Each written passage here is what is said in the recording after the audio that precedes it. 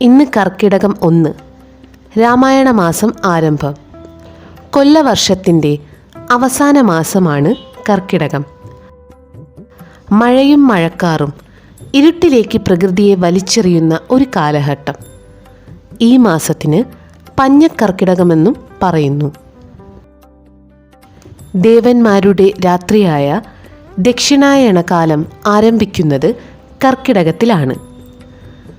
രാത്രി തുടങ്ങുന്നതിലെ ആദ്യഘട്ടമാണ് കർക്കിടകം.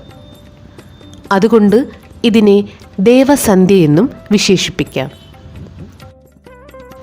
ശ്രീരാമൻ, സീത, വസിഷ്ഠൻ, ഭരതൻ, ലക്ഷ്മണൻ, ശത്രുഘ്നൻ, ഹനുമാൻ, മഹാഗണപതി, ബ്രഹ്മാവ്, മഹേശ്വരൻ, നാരദൻ എന്നിവരുൾപ്പെട്ട ശ്രീരാമ പട്ടാഭിഷേക ചിത്രത്തിനു മുമ്പിൽ രാവിലെയും വൈകിട്ടും ഭദ്രദീപം തെളിയിച്ച് രാമായണ പാരായണം തുടങ്ങാം.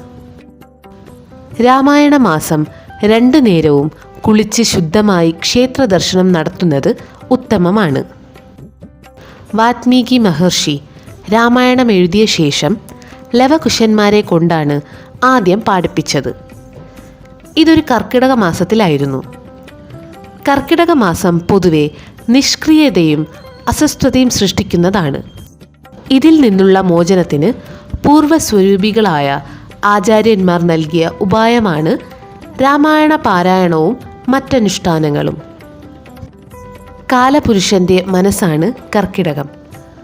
പുരാണങ്ങൾ പലതുണ്ടെങ്കിലും ഒരു വ്യക്തി മരണശയ്യയിൽ കിടക്കുമ്പോൾ രാമായണ പാരായണം കേൾപ്പിക്കുന്നു.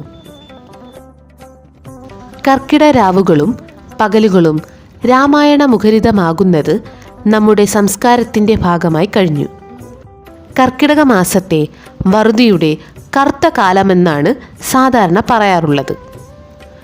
കർക്കിടക മാസത്തിൽ രാമായണ പാരായണം ചൊല്ലുകയും കേൾക്കുകയും ചെയ്യുന്നത് സമൃദ്ധിയുടെ ചിങ്ങമാസത്തെ വരവേൽക്കാനാണ്.